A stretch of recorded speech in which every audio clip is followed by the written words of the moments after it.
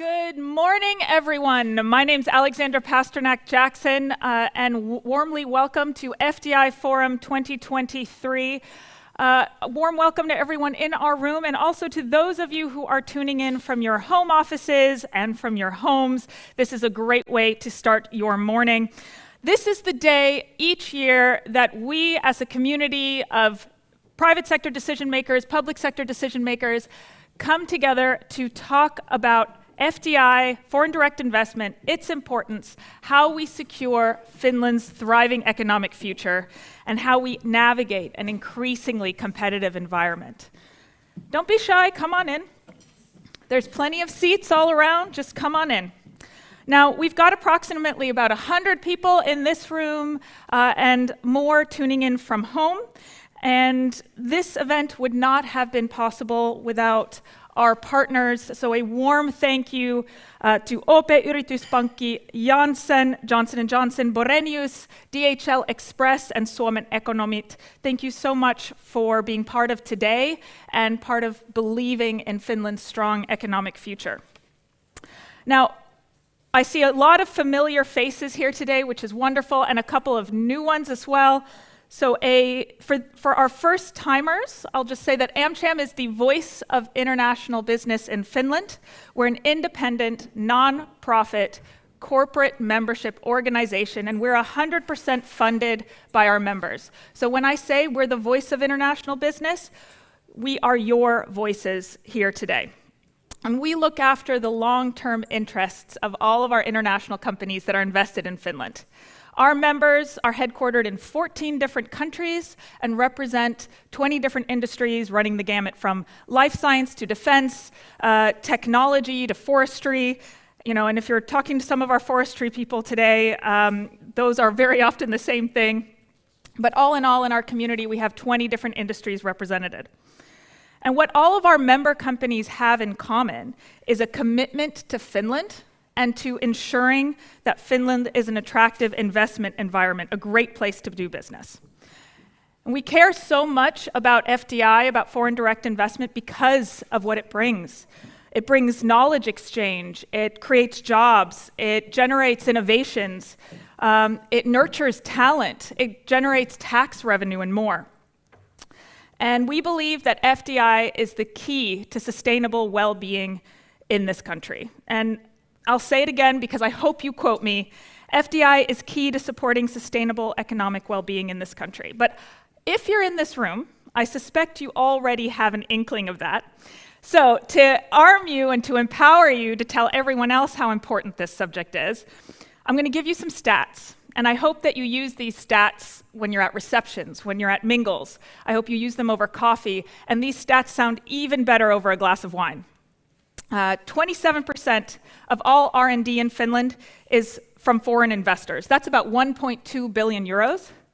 That's a huge opportunity considering the government's goal of hitting 4% R&D. 30% of all of our exports are generated by foreign investors, and 20% of all private sector workforce is thanks to foreign investors. That's about 280,000 jobs. And we know that the leaders in this room have the will to increase that number. And I keep saying foreign investors, and we call it foreign direct investment, but I think it's important to note that these are Finnish companies of global origin. They're Oy's. They are international investors who've made their home here in Finland. And what they do is they make Finland's economy more resilient, as when an international company invests here, their home country has a stake in our success, and it's good for our economy and good for our international relations. So, the key takeaway from my scene setting today, my intro today, is that Amcham members create high-quality jobs in Finland, improve Finland's competitiveness, fuel R&D and innovation, and develop our workforce and talent pipelines. Investment decisions can take 5 to 7 years to come to fruition, sometimes longer. That's one of the driving reasons behind the strong need and the work we do pushing for that FDI vision. Amcham Finland and our members are committed to having an ongoing dialogue and working with the public sector and the government to ensure that we're able to do that and more. And some of the wins that we've had throughout the years in getting FDI into the government program is getting a moment. Some of the wins, thank you, that we've had throughout the years is getting FDI into the government program for the first time, ensuring that the public ecosystem has FDI aftercare on its agenda, promoting an FDI vision for Finland, and several elements of the government program closely reflect recommendations and conversations we've had. And these are the result of persistent conversations between Amcham leaders in our community, government representatives, staffs, and events just like this one. The voices of international investors ensure that Finland thrives. Now, part of that voice is our country manager network, which is the platform for leaders of international businesses to share best practices and make their voice heard. Where's Rosa Thurman? Rosa, where are you sitting? There you are. Wonderful. Rosa Thurman is our Director of Foreign Affiliates and Sustainability, has tirelessly worked to coordinate today's event. Thank you very much, Rosa. And leads our country managers network. So if you're a country manager looking for a place that's truly designed for you, if you are responsible for Finland, you really want to be talking to Rosa over there. And if you're a public decision maker looking to address a community of international leaders in Finland, you're also looking to talk to Rosa, but you can chat to anyone on our team. And speaking of team, can our team members raise their hands? Stand up, there you go. So please do chat with Amcham team members who are sprinkled throughout this room. And I'm looking at Elsa now because, there you go. Earlier this week, I was chatting with her. She's our policy lead. And I was chatting with her about what I wanted to say this morning. And she reminded me of a proverb. And that, she doesn't know I'm saying this, and that proverb is all roads lead to Rome. Because in this country, all roads lead to FDI. We host roundtables, we have conversations about the keys to Finland's economic future. You cannot talk about digitalization in Finland without talking about FDI. And you cannot talk about sustainability here or on an EU level without talking about FDI and foreign investors. You can't talk about the business environment we're in without talking about FDI, and you cannot build a comprehensive vision for a country or discuss talent or immigration without talking about FDI and the impact it will have on it. So all roads lead to FDI. We really need to think big picture.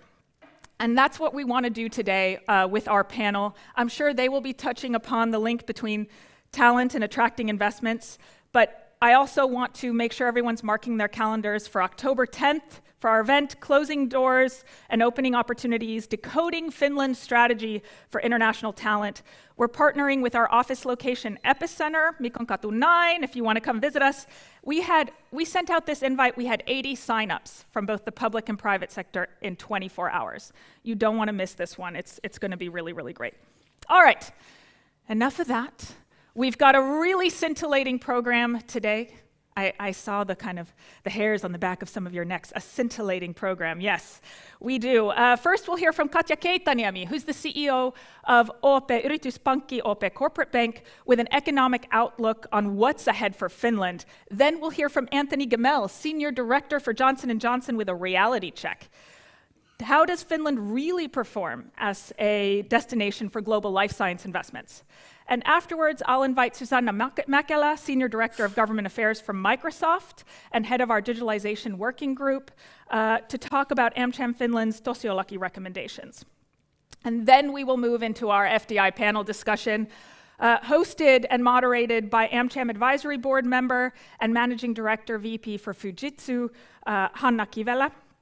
That panel will welcome Anthony back to the stage. We will welcome Jussi Herlin, who's the Vice Chair of the Board of Directors for KONE, Katri Kulmuni, who's one of our members of Parliament, Oktay Nuri, who's the Managing Director for DHL Express, and Stefan Sundman, who's the VP of Public Affairs for UPM. And we've reserved time for your questions, both in the room and online, so do use that chat function. Your input and curiosity are very, very valued here at Amcham.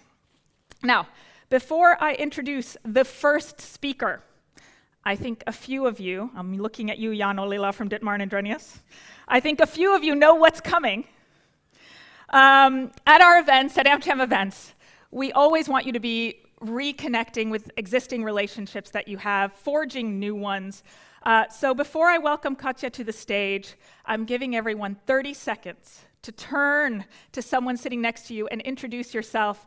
Open up that QR code on LinkedIn or take out your business card and let's meet some like-minded or differently minded people. 30 seconds. And for you at home, please do use the chat function. Go right ahead.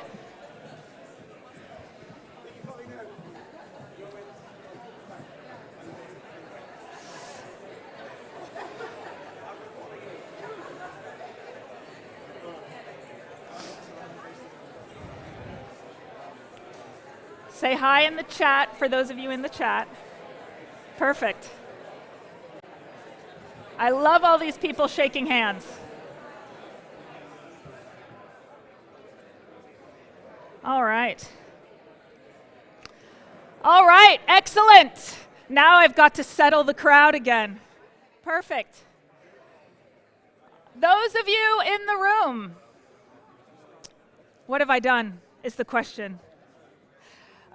Those of you in the room, over breakfast this morning or just now, have you had a chance to meet someone new? Raise your hand if you've had a chance to meet someone new. Oh, yes, that is exactly what I like to see. And have you had a chance to reconnect with someone you already know within our community? Oh, yes, excellent. Well done. That is what networking and relationship building and what Amcham is all about. So glad to have you all here. And without any further ado, I'd love for everyone to give a warm round of applause to welcome Katja Keitaanniemi, CEO of OPE, to the stage. Katja, what's Finland's economic future looking like?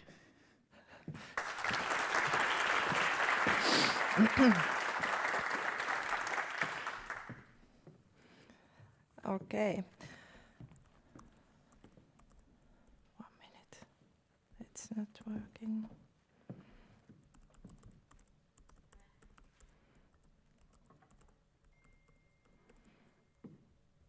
Okay, here we go.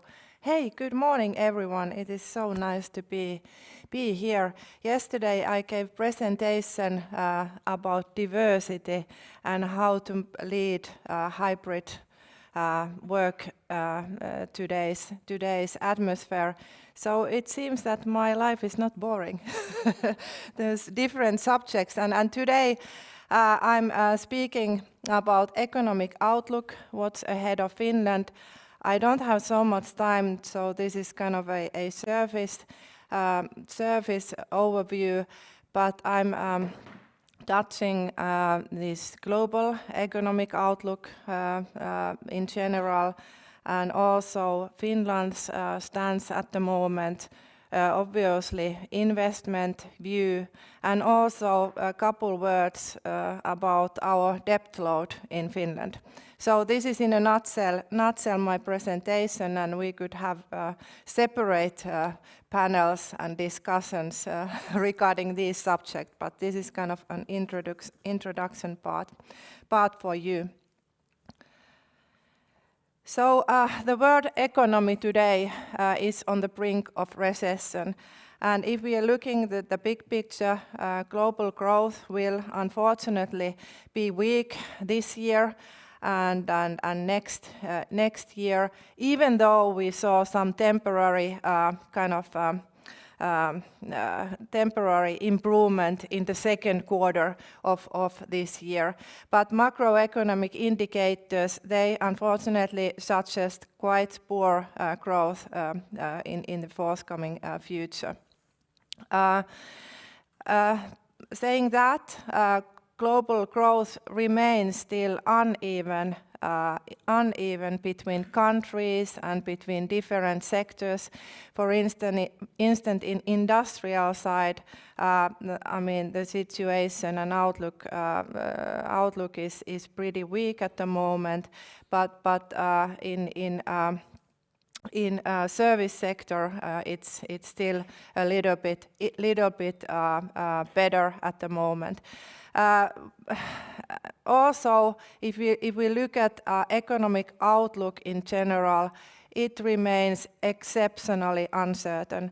And there's a lot of geopolitical risks around. There's tensions between, for instance, the US and China, and obviously this Ukrainian war is going on. So this is why it's very difficult to forecast, for instance, what's happening in next 3 to 5 years. Here we can see a little bit more figures.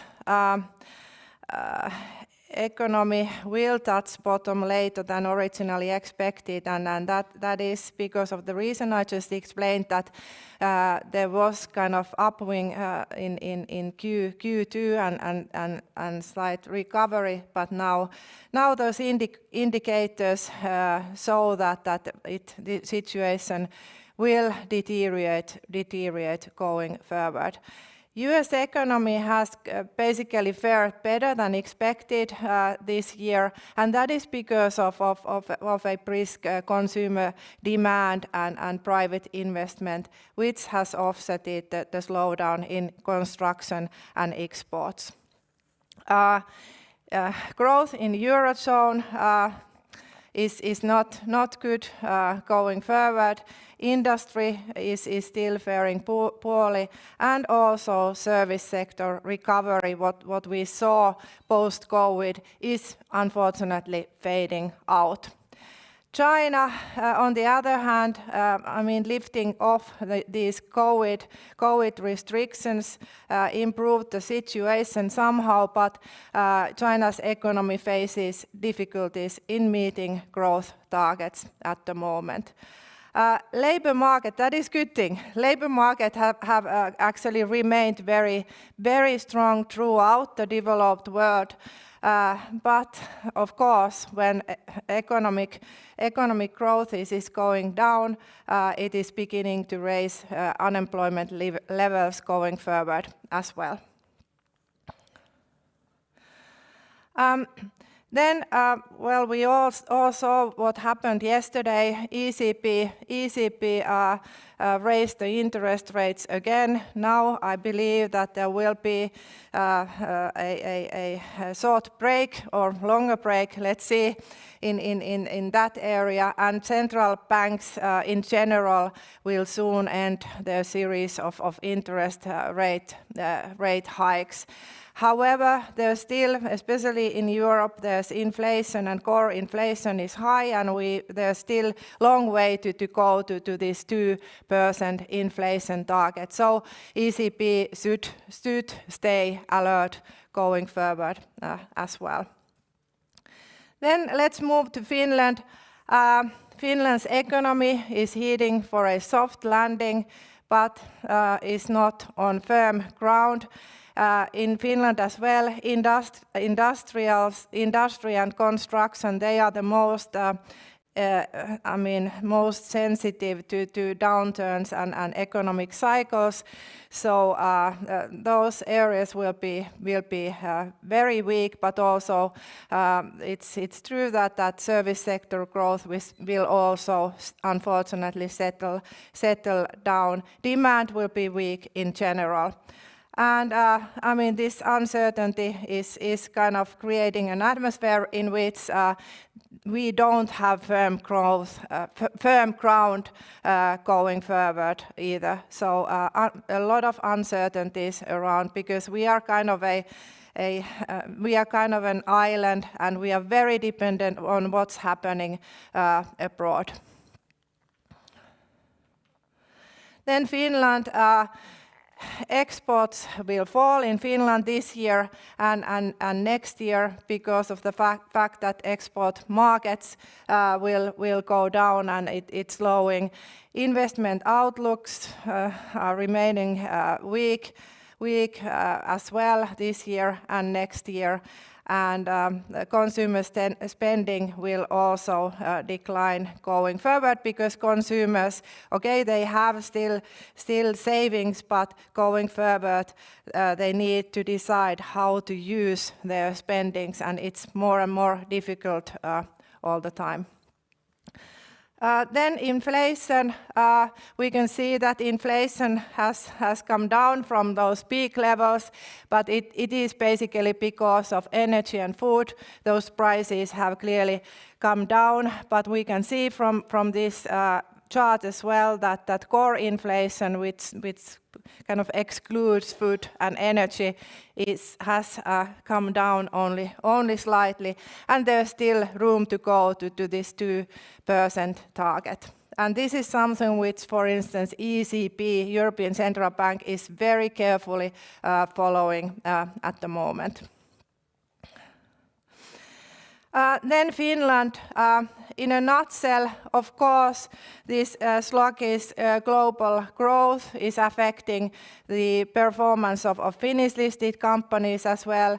And we expect that this year Finnish listed companies' earnings in general will come down some 14%. So this is the big picture here.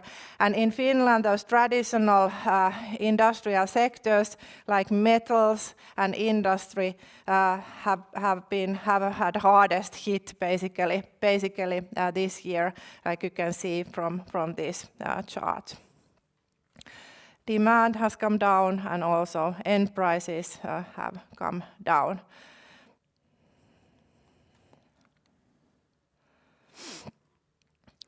And then I already discussed that Finland is, I mean, we are kind of an island, so our kind of home market is very, very small. So therefore we are dependent on global economic growth and cycles. And you can see from this chart as well that I mean, if we look at Finnish listed companies' turnovers, around 80% of turnover is coming from abroad. So, I mean, Finnish economy is only, the impact is only limited. And unfortunately, Eurozone area is the most important area for Finnish companies and exports, and I mean at the moment outlook is not so positive, and therefore it will create a negative impact to Finnish listed companies' turnovers as well. If we look at Asia, it's this 11%. It's basically China. But, well, of course, China is important to only a handful of companies, Finnish companies, if we look at only net sales and turnover. But impact of China is much, much more. I mean, even almost every sector is kind of dependent on China in their value chain. So dependence is and importance is much more than this 11%. And then something worth remembering also here is that North America, this is 15%. It's basically US, and many Finnish companies have extended their businesses in the States because of the current geopolitical and geoeconomic situation, but still this share is quite moderate. So there's room to go going forward. Then Finland's debt. I mean, it's high. It's very high compared to our peers, our neighbors, our Nordic friends, but it is still below the EU average level. And if we look at the situation, what has happened, we saw that followed by financial crisis, our debt has increased rapidly, and that is something we need to stop now. I mean, at the moment we need more debt to pay our financial costs and to cover them. So it's not sustainable situation going forward. We need to do something. We need to do something very quickly, and those actions should be, urgent and systematic and structural. We can't continue like this. It's not in line with ESG, it's not sustainable.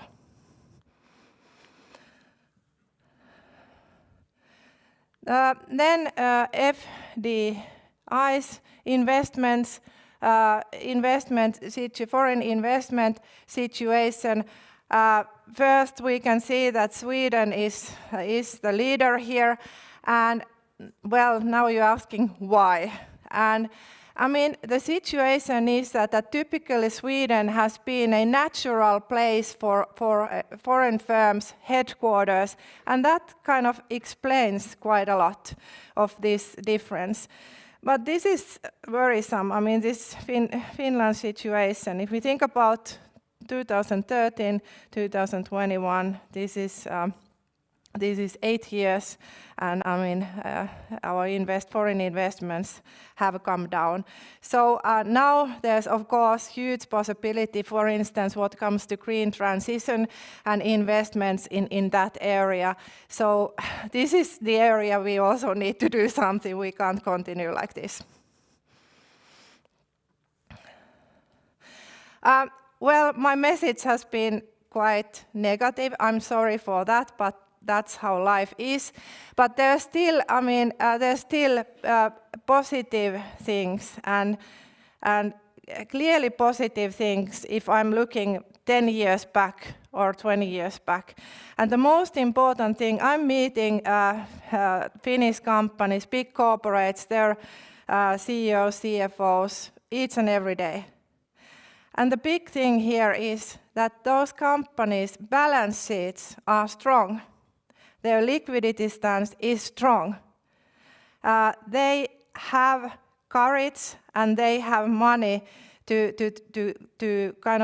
be a driver's seat of their sector. And they are doing that at the moment. There's a lot of acquisition targets. There has been acquisitions already, but there's also a lot of intentions to continue. So if we look at 10 years, 20 years back, Finnish companies were the ones who were just adjusting themselves, what others and sector leaders were doing. Now it's the other way around in many cases, and that is really, really good thing, and that is really, really important. And that is extremely positive thing.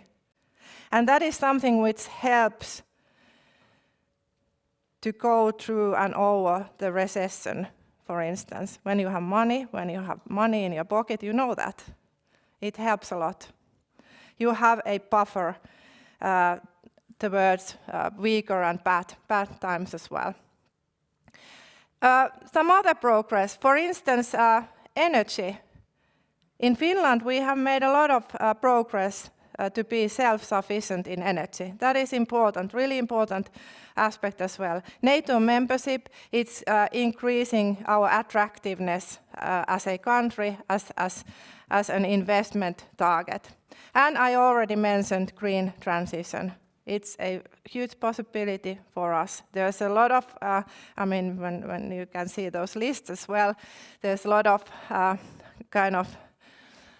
preliminary projects going on, but of course, I know as a biggest financier of Finland that those projects need money and structures, and it takes time. You are ready to implement and start the project. It's not an easy job.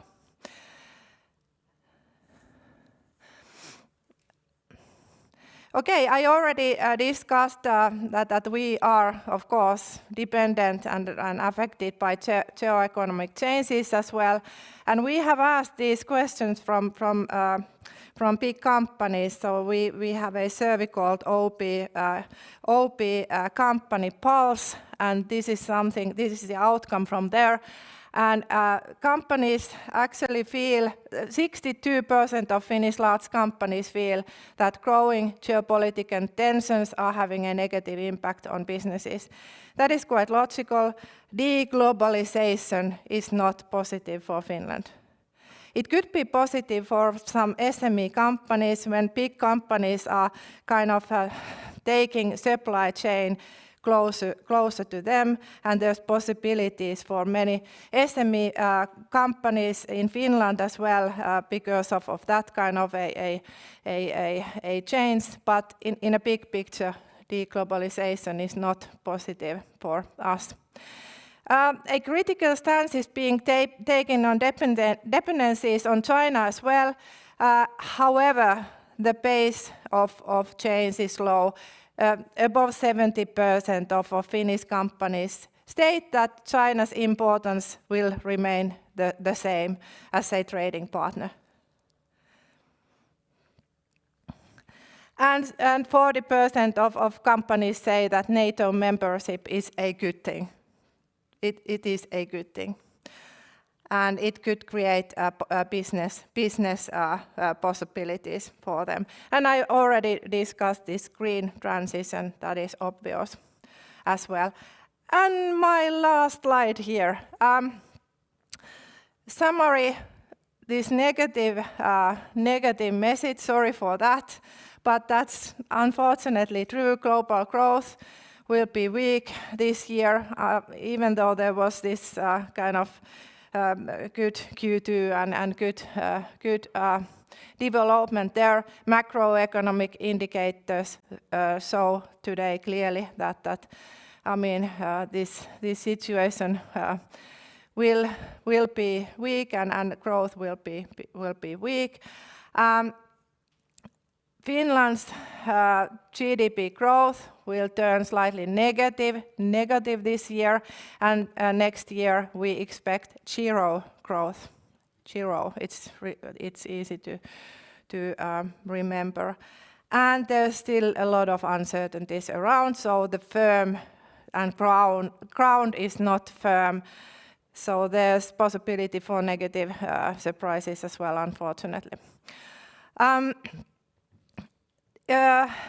There's different stances and different growth prospects in different sectors. That is also good to remember.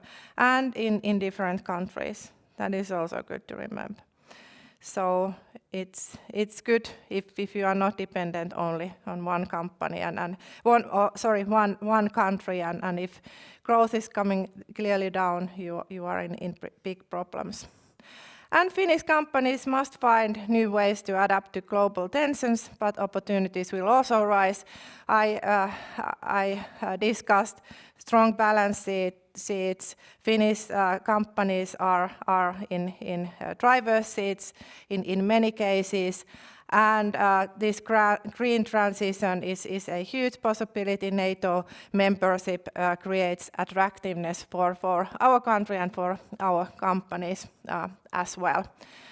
So I think this was in a nutshell my introduction. So I don't know if we have time for any questions. We have time for one or two questions if the audience has them. Otherwise, I certainly do. Does anyone have a question? I do. All right. Why don't we go ahead and we can take both of the questions. I know we have mics as well, so that the viewers at home don't miss those questions. Han Nguyen, who's in charge of all of our digital services at Amcham, is making a run for you right now. Go ahead. Please state your name and the company you represent, or the organization you represent. Used to talking into microphones.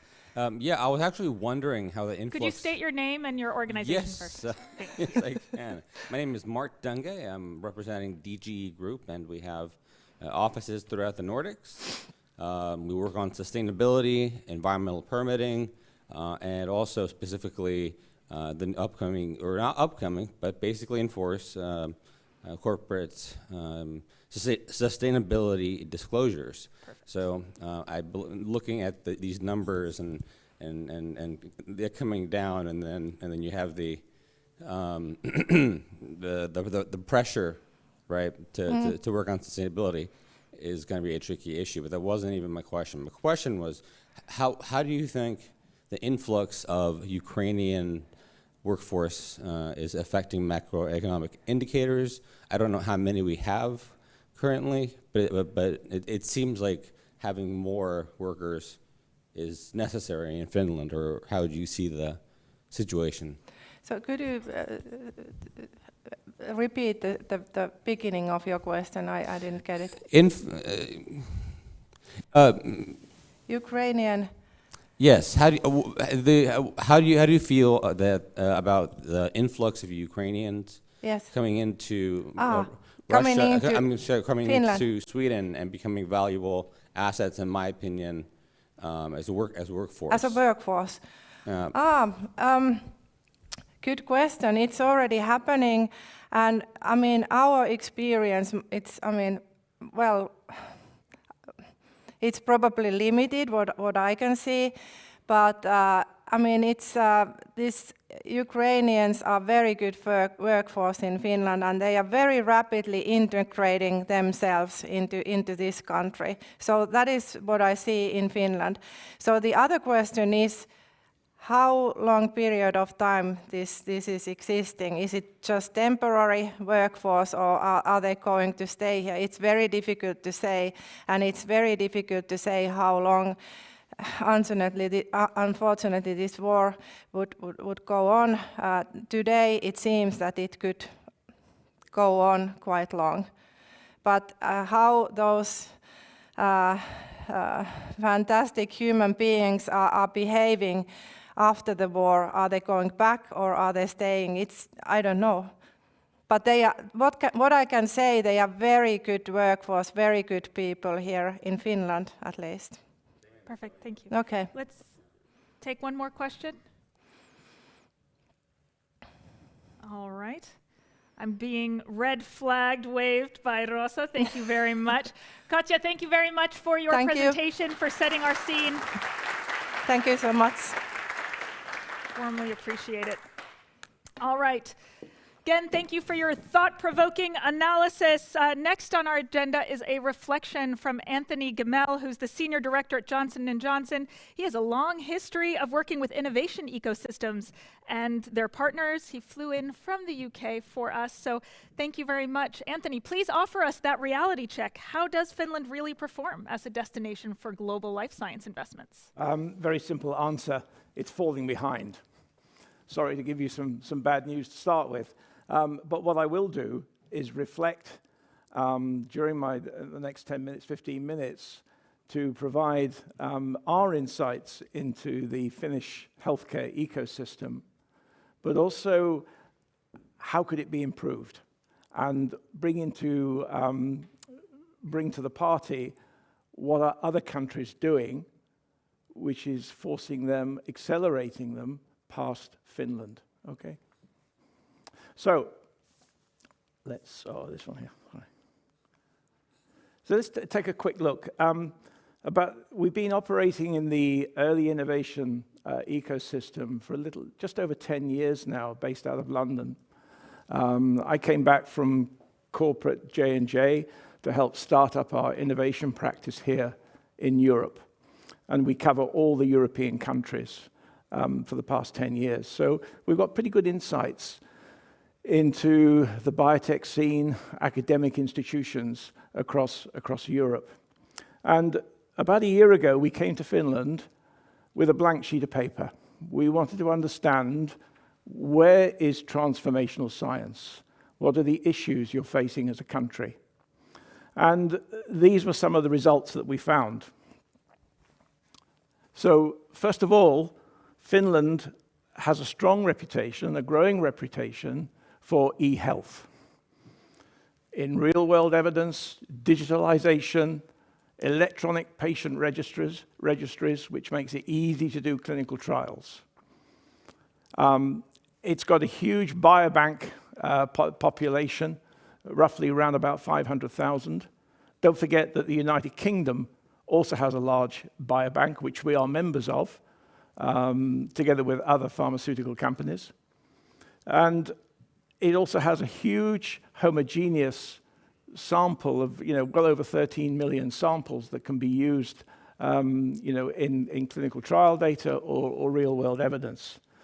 But you're competing against the United Kingdom with their biobank and digitalization, and you're also going to be competing against, in Germany, Berlin. Berlin is fast establishing itself as the digital center, data center of Europe. So be conscious of what's going on outside your own country. In terms of big data analytics and artificial intelligence, the country, you've got well over 500 digital and medtech companies. This is all based on our research. But the problem we're facing now within medtech, although it was treated as the soft underbelly for investment, the regulatory hurdles for medtech are increasing, simply because there's been some high levels of litigation in that field, and therefore the regulatory authorities are clamping down. So a lot of the venture capital people who were previously looking at medtech are switching back investing in biotech. I'll comment more on this. The final piece is in terms of therapeutics. We've met with TTOs, we've met with VCs, we've met with incubators here, we've met with academic professors, we've met with government agencies throughout 2022 and earlier this year. We've done exhaustive searches in different therapeutic areas, but we've not found transformational science. And the issue that we're faced with when we talk to professors, they haven't thought about what is the unmet medical need they are trying to solve. It's research for research's sake, for a publication, not to produce a new biotech, which will create, hopefully, GDP in the future, or a therapeutic runway that will deliver an unmet medical need. That is the key question in science. Will whatever you're working on change the way a physician treats the disease for an unmet medical need? Okay? That's the question we're always asking ourselves. So what can you do to develop a more science-focused ecosystem? The first thing is the TTO, tech transfer offices. At very best, they probably know 50% of what's going on within academic institutions. If I go to Sweden, for example, I would say they only know about 20% of what's going on with the professors, because most professors have professor privilege around IP, they form their own new companies, and the TTO never gets to hear about it. So the first thing that we need to do in Finland is have a more sophisticated and a better communicating TTO section. Second thing, and this is the key, we need to go back into Finland as a collective here today in government and really establish which academic institutions are working on transformational science. And I'll tell you the reason for that in a few slides' time. That is the substrate that will drive the economy. If you haven't got that transformational science, we'll go to Boston, we'll go to Singapore, we'll go to London to find it. We are promiscuous in where we go for our science. We're not allied to any one country. The third element is culture. You're seeing it happening. I've been in Germany this year visiting most of the major hotspots in Germany. Germany is moving from an automotive industry highly reliant on Audi, Porsche, BMW into life sciences. And what they're finding is that many of the professors have been locked into research publications. And the formation of new companies is very limited. So I think it's very important that you look at the system that incentivizes academics to form new companies and therefore growth within the health sector. The other thing you'll find, if you go to Boston, for example, failure is fully acceptable. You will meet chief executives of biotech companies who've probably failed 2 or 3 times. That is almost a badge of honor. So I think there has to be a culture where failure is acceptable within life sciences. Remember, most of early life science, before it gets to the clinic, into man, maybe has a 5 to 10% chance of becoming a commercial product. So we are probably casting aside 90, 95% of the opportunities. They just won't go anywhere. That is why pharmaceutical research is so expensive, because it's not the ones that get through, it's the 90% failures that do not get through. And finally, I think the government and the academic institutions need to look at a much stronger startup environment. Training in entrepreneurship could be given to undergraduates or postdocs. How do you form a new company? Talent and scientific diversity, absolutely critical.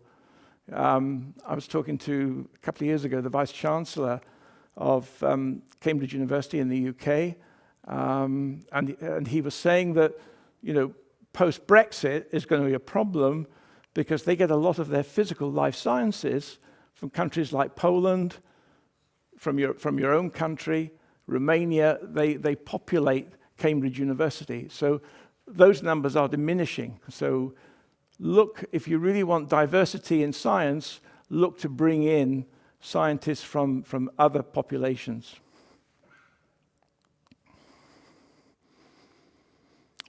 The other elements that you could look at in strengthening the ecosystem for life sciences is to broaden the public funding base. I'll give you some numbers that are happening in other countries shortly. Secondly, the venture capital companies, and I don't know if there are any venture capital companies here are there any VCs here in the audience this morning? Venture capital. Wow, that says something. Okay? The VCs are keeping their powder dry for clinical-based assets. In other words, this valley of death between leaving the lab and going into the clinic, we call that the valley of death. That's the worst time for a biotech company. And most VCs now are only investing in companies where they've got clinical data. So if I'm a young postdoc, just graduating, and I've got a brilliant idea for the treatment of multiple myeloma, unless I've got clinical data, it's going to be very hard to raise money in the markets for that research. And this similar thing is happening on the IPO market. Unless you've got strong clinical data, it's going to be very difficult to have a successful IPO. The other element is around funding in terms of the tax incentives for startups. In the UK, there are cash incentives for startups around R&D, money spent, and tax relief on that. That's something I think the government need to look at. A better tax and legal framework. In the UK, we have, in certain countries like Spain and France and Italy, there's a pharma tax credit system. Companies such as J&J are also get tax relief on their P&L based on the amount of money they put into the ecosystem, okay, and help develop that ecosystem. So again, I think the government needs to look at these sorts of tax incentives. And the other one, of course, is access to incubator space, both wet and dry labs. If I've got a nice new company, I need to reside somewhere. I was in Milan 2 months ago giving a similar exercise as this one this morning, and they have, in the Milan district, they're developing a 1 million square meter incubator space. 1 million square meters, okay? And that will house companies, hospitals, housing, biotech companies. It's a complete innovation district. So that's the type of competition that you're faced with. Companies are being attracted to that type of resource. If I go to Oxford University in the UK, they're just opening in Oxford North 100,000 square meter incubator space. So those are the sorts of activities that are taking place outside of Finland that you need to be conscious of. But the key, one of the key things I think for the new government is to have a very strong life science framework. Yes, you have the value healthcare-based system, but I can't see any mention of therapeutic innovation in that document. Where is the strategy for developing new molecules to treat unmet medical needs? I think that needs to be addressed because other countries that is front and foremost. In the United Kingdom, we meet regularly with the government, Rishi Sunak and Jeremy Hunt, the Chancellor, and also on that panel, Pascal from AZ, the CEO, Emma Walmsley, CEO from GSK. It's headed up by Sir John Bell, who some of you may know is the Dean of Medical Science at Oxford University. He's the government's lead scientific advisor. So the UK government said to Sir John, please put a framework together. Okay, and that's what happened. I'm being given a red flag. All right. The other thing I think we need to do is this is not a sprint. If you want to get into healthcare, therapeutic healthcare, it's a marathon. Cambridge, Boston have been at it for 30 years. Okay? So look at what best practices outside of Finland, interview these people, and see if it can be mimicked and brought to your own country. And look at what the other countries are spending. France have made a commitment of 54 billion by 2030. Italy have now said we're going to spend 34 billion, and the UK, already a well-developed system, 20 billion. These are the numbers. Boston alone, in Massachusetts, in the past year and a half, has had 23 billion of investment put into the science, and it constitutes roughly 25% of all US funding. Okay, Boston alone in one, so Harvard, MIT, that little conglomerate. Food for thought. I'll skip that one. I will say on the positive side, and what's really good news is that for Janssen here in Finland, it has now become a strategic clinical operation site. So it means that new therapies and you'll see it in the areas of multiple myeloma, for example, there will be new types of clinical trials brought to the country. So I think that is, a big achievement for the medical group here and for Nina within her role as managing director. And let me just give you a very quick insight as to why I think transformational science is so important and why many academics do not understand the dynamics in the market. We are always looking 7 to 8 years out. That's our radar. And what the market is expecting within that time frame is transformational science, because pricing reimbursement in certain countries now, like Germany, is becoming so draconian that it's going to be difficult to launch innovative medicines. So it has to be truly transformational and not just incremental. That is the reason it's being forced on us by the regulatory authorities, and why we have to have compounds, molecules, which completely change the way a physician treats the disease. That's how we look at that in J&J, and I know other companies also have a similar practice. So when people are talking about innovation, it has to be transformational. For every 100 opportunities we look under confidentiality, I would say we probably strike a deal 1 to 2%. It's that low, okay? Because the hurdle rate is so high. I won't, just to give you a flavor, what does a company like, how does our model operate in J&J? Well, 10 years ago, we started with a blank sheet of paper. We now have 4 innovation centers: California, Boston, London, Singapore. Supporting those innovation centers are incubator sites. We have 11 in the United States, 1 in Singapore, 1 in Belgium. On top of that, we have a venture capital arm, strategic venture capital arm. So if I'm putting together a deal with a young biotech, I can bring in venture capital to help them get them through this valley of death and build their company. And if they need incubation space, we can put them into our J-Labs facilities to help them incubate. So it's a complete model that we have built. And in terms of results, well, Since we started back in 2013, we'll be close to 200 deals this year that we've signed in the areas of, variety of areas of different pharmaceutical science. Predominantly, the size of the square represents the number of deals. So UK, Germany, Belgium, France, Netherlands, Sweden, Switzerland, Denmark, Ireland, Spain, Israel. No mention of Finland on there, I'm afraid. We haven't found anything in Finland.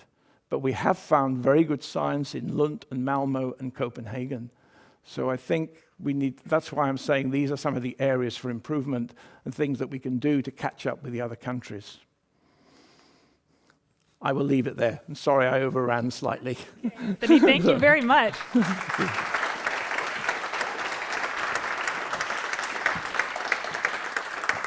I wanted to say, well, dang, because you definitely did give us a reality check, and there were many things there that I want to ask you about. We'll have an opportunity. Anthony will be joining us for our panel. We're going to have over half the panel time will be dedicated to audience questions, some of which will then be mine, because I think you've raised a lot of points and a challenge there for us as well. We want to see Janssen doing more business here in Finland, and we know your great team wants that too. Thank you very much.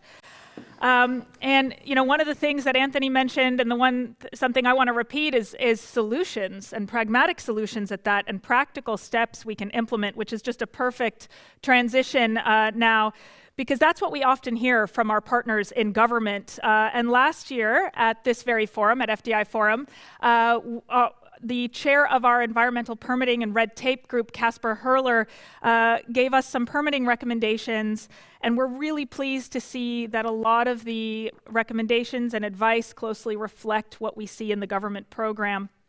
And to offer more solutions developed by our members on key themes that matter, I'd like to welcome Susanna Mäkelä to the stage, who is the Senior Director for Government Affairs for Microsoft and also the chair of our Digitalization Working Group. Here we go. Thank you.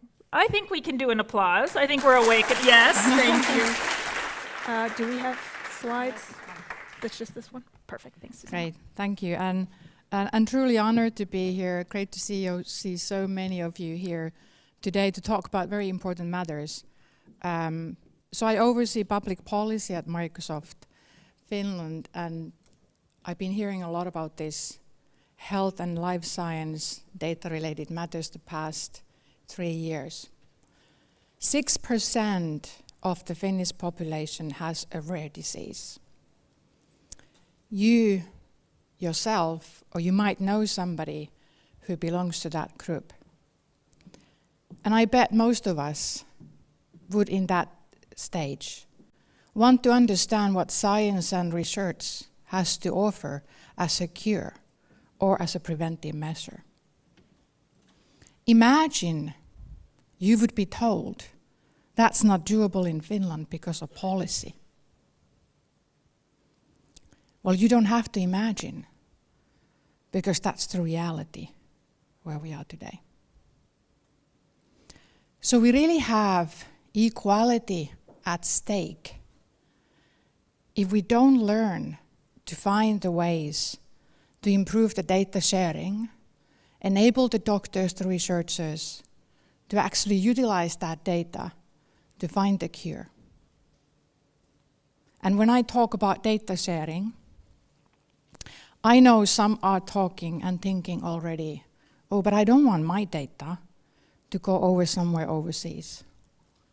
Well, your data is not going overseas, because there's a ton of technological solutions to preserve the fundamental right, which is privacy.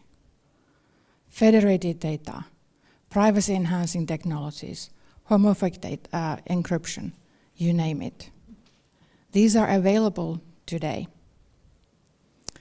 We have equality at stake if we don't find ways to implement policy making which is outcome-based. And with outcome-based policy making, I mean that we actually focus on what do we want to have as an end result. And we focus less on how do we do it. Because technology will always move faster than the policy. And if we focus on regulating the architecture we will always be late and we will always just increase the barriers for the work. We have equality at stake if we don't find the ways to harmonize the way we work, to harmonize how we address privacy or security, to use international standards, international certifications, and related audits to enable efficiency and cost efficiency in the work, instead of reinventing the wheel at the national level. Now, when we think about foreign direct investments, as we just heard in a very excellent presentation, international companies are looking 3, 5, 8 years ahead.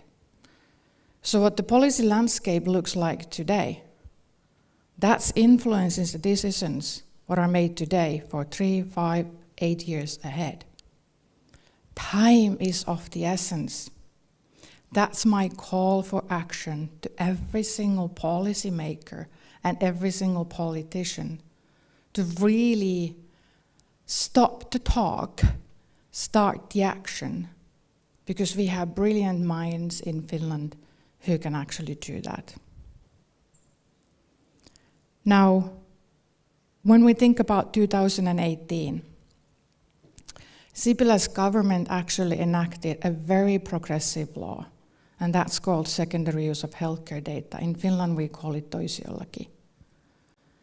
That law had a very positive intent to preserve the privacy, to increase the security, and improve the methods for handling different data approvals. All very important factors with a very positive intent. However, a year later, multiple pleas were made to actually revise that law, because so many research stopped, including that rare disease research that I mentioned in the beginning. Now, some improvements have been put in place, and the new government has now actually recognized the need to look into this toisiolaki and do some revisions. And the Amcham digitalization group came together to make a proposal. What would we need to have in place to really do what Anthony was talking, enable the data sharing, move faster, provide what the patients ultimately need? We so often talk about data, but at the end of the day, we talk about patients, human beings. Let's not forget that. Now, we made a proposal. That's not a perfect proposal. It's a start. It's a conversation starter. And I would really urge every policymaker, every politician, on Monday, when you go back to your desk, think about who do you want to invite for a dialogue, private and public together, not in silos, to actually find the solutions for the situation we have on that front. And that's why we made that proposal. Some concrete steps, how to improve the current state. Time is really of the essence. We have brilliant minds in Finland who can fix this. I have a high hope for Finland. Finland, you can actually do this. Please. Thank you.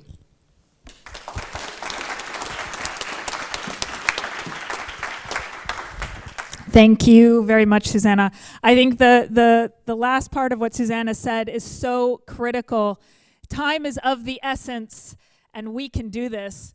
How's everyone feeling? Good. Good. Eagerly awaiting the panel, right? All right, let's try it again. I need the energy up. Eagerly awaiting the panel, right? Yes. All right. Perfect. Perfect. Then in that case, without further ado, I warmly welcome the host and moderator for our panel, Hanna Kivelä, member of our advisory board and VP Managing Director for Fujitsu in Finland. Hanna. Thank you. Thank you very much.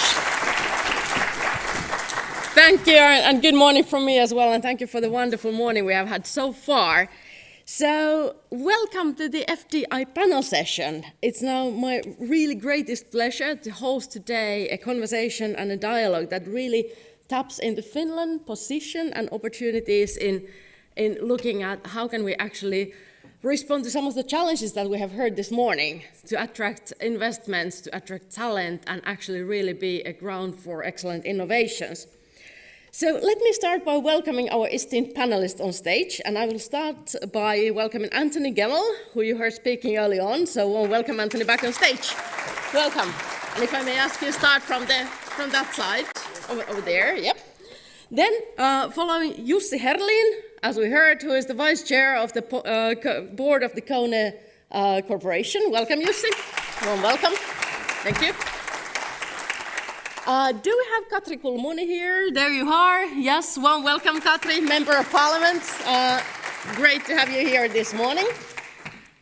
Thank you. And then we have Oktay Nuri, who is the Managing Director for DHL Express for Finland, and a member of Amcham Advisory Board, my fellow colleague in that role. Welcome over here.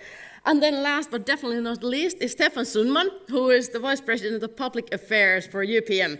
Warm welcome, Stefan. Excellent. So, as we have heard today, we are really going through significant technological, green, even geopolitical transformations, which all will have an impact on how Finland will really have the opportunity to use the opportunities, but also how we need to be responding to challenges that we have seen, and for us as businesses who are operating here in this country. It has been said by the government program, and there's a great ambition that Finland will be the most interesting place to invest by 2031. Really bold ambition, which has been said, and of course, by Finnish government, but I can say that, of course, Amcham fully supports and stands behind this sentiment. I think that has been the topic of conversation the whole morning here as well. But let's be a bit more specific. And now this is my opening question for the panel here, and I would like to start from you, Stefan, and then we move through the panel. So, in which industry or in which area could Finland be a world leader, in your opinion? And what is really the number one priority that government should take on and act on to make this ambition reality? Great, thank you, and thanks for the opportunity to be here today. Well, of course, I think that Finland has opportunities in sectors like the traditional energy-intensive sectors, but then building on the knowledge and technologies and IT and all of it. So definitely we have plenty of good sectors and strong sectors in Finland. And then I think it's very much related to the operating environment and the stability on the longer term we have in this operating environment on whether Finland is really then attracting the investments here or somewhere else. And I think that's the sort of main question we will be discussing a bit further also in details. Thank you very much, Stefan. Excellent. Let's move on. Oktay, what do you think? Well, thank you for the question. I mean, from our perspective, we talk about sustainability a lot, and Finland has a very strong technological infrastructure. It has a strong tech sector, and it also has a big pool of clean tech companies with a lot of know-how and possibilities and the potential to export and also invite know-how into Finland. So I think that is a sector that we can emphasize more on. Excellent. Thank you very much. Katja, how do you see this? Well, I'd say that the benefit for Finland compared to other competitors that are really on a high level is the possibility to transform to cleaner technologies and how to do the transformation for traditional industry to be as fossil-free as possible. I'd say that is the niche that could be a possibility for Finland, compared with the good knowledge of digitalization and know-how. Excellent, thank you very much. Know-how digitalization coming through. So Jussi, what do you think? Thank you.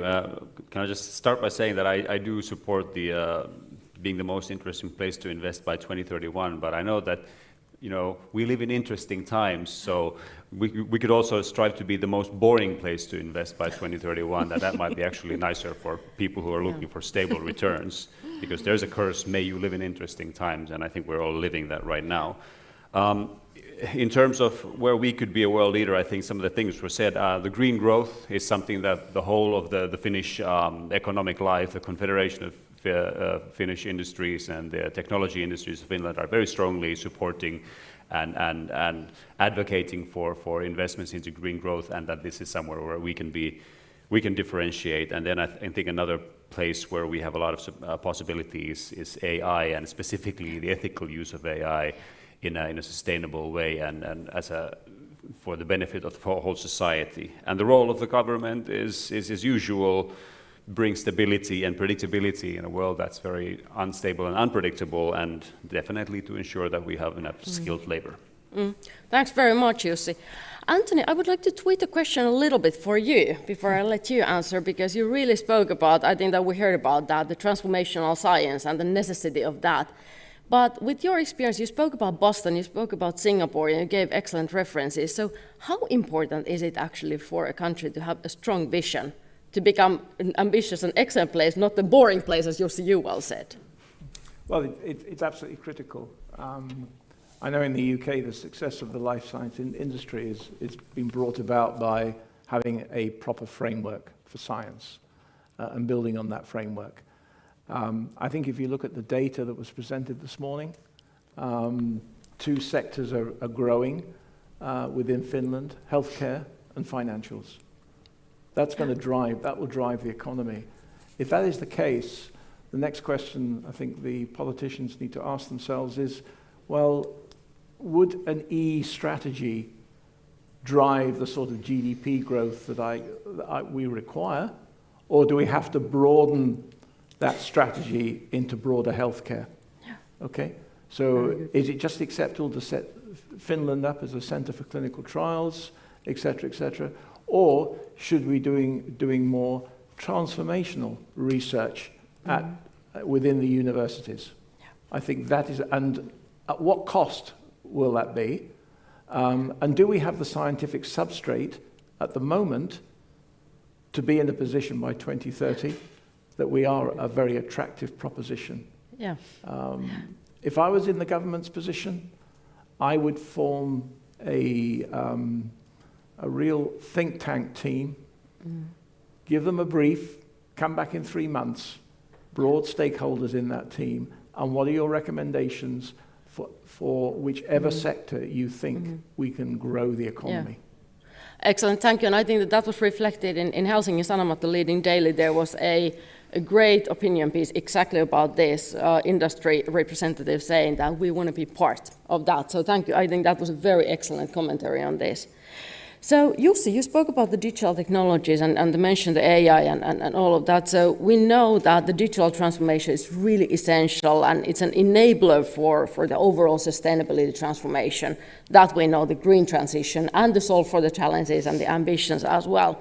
But we also know that the world is becoming a bit more diffuse, given what we have also discussed today. I think in Katja's opening was the situation with China, US, the data security, the whole landscape where we are living, which actually creates a new reality for all of us.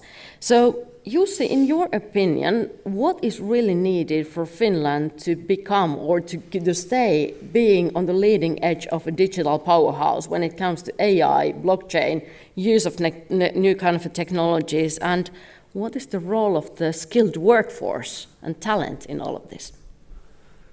That's a simple question, right? Yeah, that's why I asked you. Easy as well. Yep. Well, okay, let me see where to start. I can start by saying that skilled labor is absolutely crucial. I don't think anyone's going to disagree and say that, we got that covered or that it's not that important. It's extremely important, and there's a lot of work to be done. I think we're going to come back to that, so I'll leave it at that. In terms of technologies, there's also two ways you can approach the problem. Well, one thing is that, we have a lot of super high quality research on super advanced technologies, on quantum, for example, and we also even have the applications, and we got IQM, we have Blueforce, and we have these sort of very, very advanced, forward-leaning, science-based companies, startups. But I think the other side, the flip side of digitalization, and digitalization, we started talking about that like almost 15 years ago, and we're still talking about the word digitalization because there's still so much to be done for the sort of the non-spearhead companies, the small and medium-sized enterprises who are sort of like they're working hard for the top line and the bottom line and their customers, and they don't have, maybe the innovation muscles that the bigger companies have. So I think there's a lot to be done to help these companies reach the sort of the next, get a step change in digitalization, in productivity, and creating new value.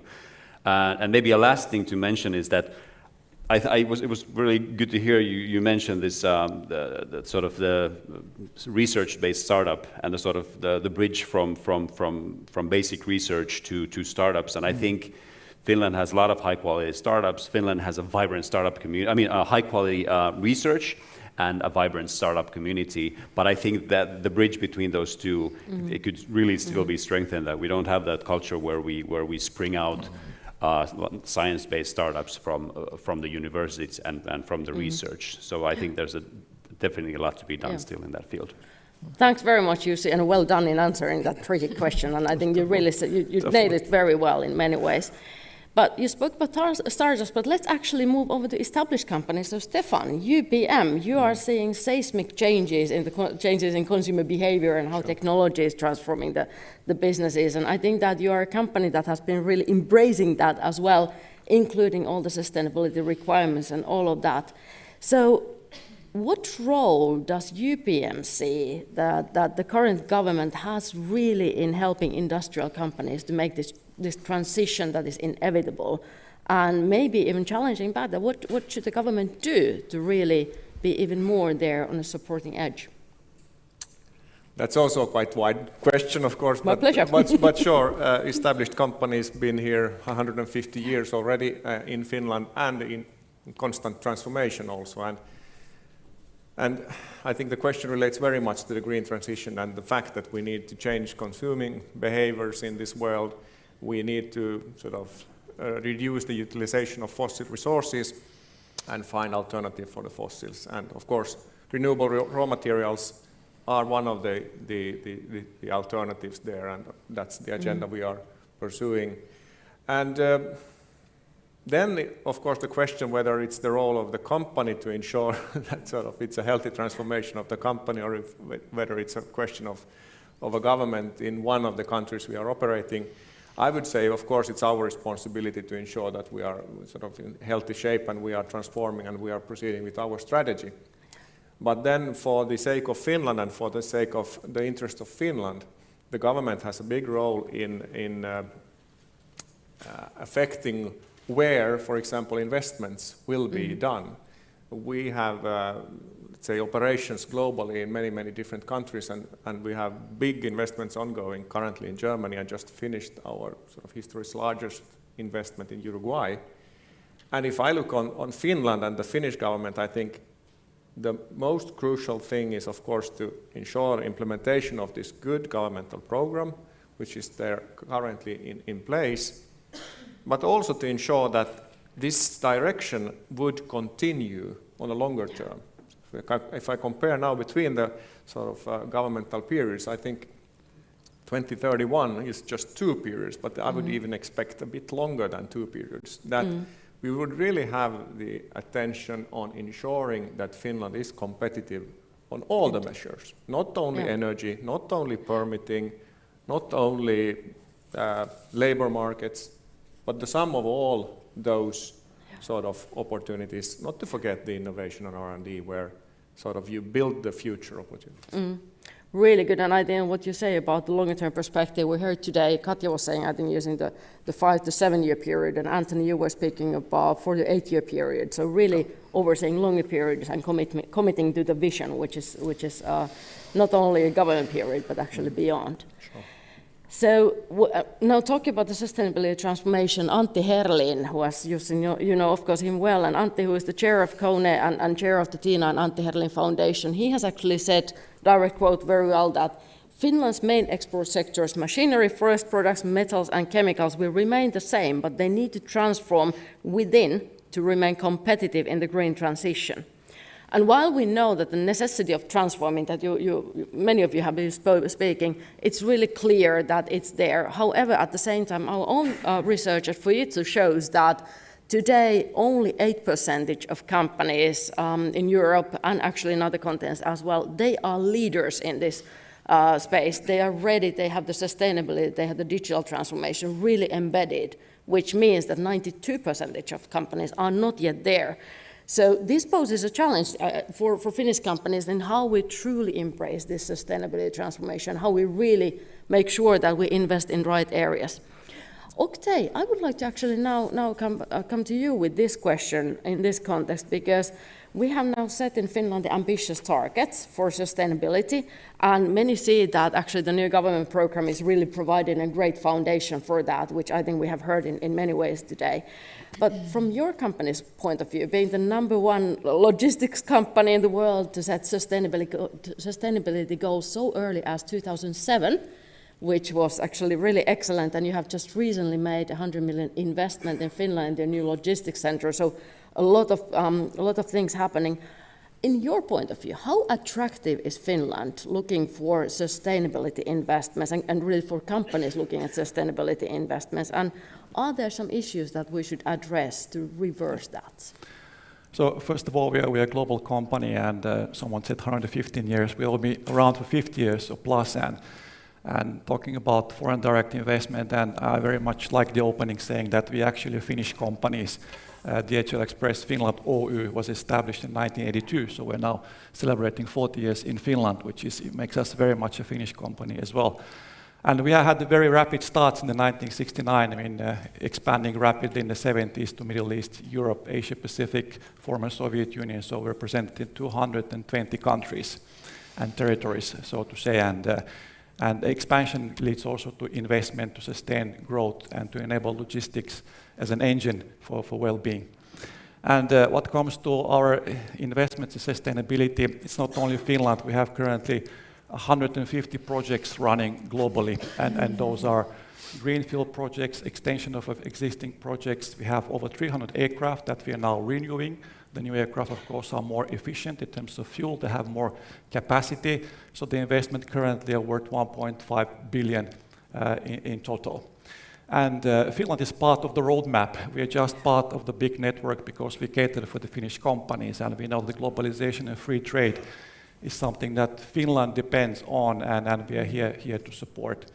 And we, of course, have a science-based targets, which as a logistics company puts a lot of responsibility for us to invest in sustainability in general, not only in Finland, but also in other countries that we operate. And it has several elements. We, of course, invest in electrifying our fleet of vehicles. We invest in sustainable aviation fuels, which is extremely important. And every infrastructure project that we have is a carbon neutral. Yeah. And, of course, the Finnish greenfield that will be complete by 2025 will be also a carbon neutral terminal and gateway as well. But that's not the first one. We have tens of millions of other investments in Finland. In Pirkala we had a similar project in a small scale. So my point being that Finland is not an exception, it's just part of our roadmap and also to reach our targets in terms of sustainability. But how the government can support in terms of policy, a good example is, for example, our ambition as a logistics company to electrify our fleet. And I assume a lot of companies in the logistics are in the same situation. And currently there is an EU directive which allows nation states, members of the EU, to amend their driver's license legislation to allow for vehicles using sustainable fuels to exceed beyond the 3,500 kilos up to 4,250 kilos. And currently that in Finland is still not amended, but we have European countries that have adopted that, like France, Germany, Portugal, Spain, Denmark. And we very hope that the Finnish government will take a stand on that and expedite the amendment, because that can, of course, prevent or slow down the investment toward green transition, towards having green vehicles in the roads, and especially in the logistics center. Thank you very much. That was really sharp and clear. Your message comes through. This is what we need. So now I turn over to you, Katja, because you have heard the many aspects and from the companies. And I would like to now hear your perspective from government point of view. So how can we compete? You have heard about that Finland is part of the broader roadmap. How can we make sure that we really compete against likes of the Germany, US and others?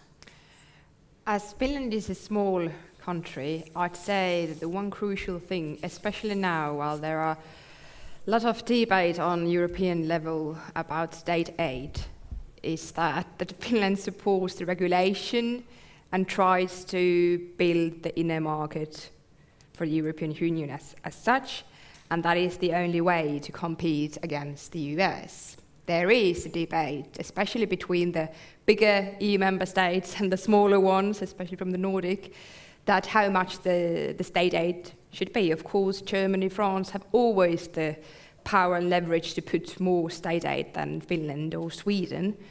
But then, compared to the US, or compared to the other continents of the world, even France and Germany starts to be little. So this is something that I'm a bit, or not just a bit, but I'm very, very concerned about it. Because the countries as such are still too small in the global business, and as we heard, that all of you are part of it. So not the one government can do the whole thing. But then what I'm, of course, a bit concerned is always that while the wicked problem at the moment, the Finnish economy, is the public deficit and the budget deficit, there are lots of good ideas, as the previous government has likewise, and the written goals are something to be supported. But then, for example, the rule for 3 months, 3 months rule, or if you are not employed, then you should be leaving out from Finland. So of course, while we talked about the amount of researchers and the knowledge we need to develop all the new processes, it's not going to end there. So there is contradictory in our set of goals, both in the government and all of the governments, not just this one. I've said it was of course the previous one, and that is problematic. Yeah. Thank you very much, and I think that you built a perfect segue on the topic of talent. So what you speak about, how do we look at people and how do we attract the talent? Because a bit of statistics, and I think the talent is really a bit of a hot potato in many ways that we are looking at. How can we make sure that we can have the right people working here? So the Finnish startup community has estimated that Finland will need to find 50,000, so 50,000 new researchers to support the Finland's very ambitious R&D agenda, which is about doubling our current investments to 4%, where one third comes from public and 2/3 come from private. So 50,000 new researchers needed. And also actually according to Amcham's and Business Finland's barometer, 86% of large foreign-owned companies, they just cannot find the talent they need. So there is definitely a huge gap in how do we find the right talent. And as well said is that the entry to Finland has been made much easier now with government programs and streamlined in many ways. But at the same time, half of the representatives of Finland's small and medium-sized enterprises, they actually say that now the last summer debate, the racism topic that has been in all the media front pages, that has had a severe impact, negative impact on Finland's image as an attractive country for employees and of course for company considerations. Jussi, you mentioned the topic of talent, or I asked you, and you reflected back on that one. So where do you see now as Finland standing in the context of how do we attract talent, both from the country image, the brand perspective, and then the ease of entry?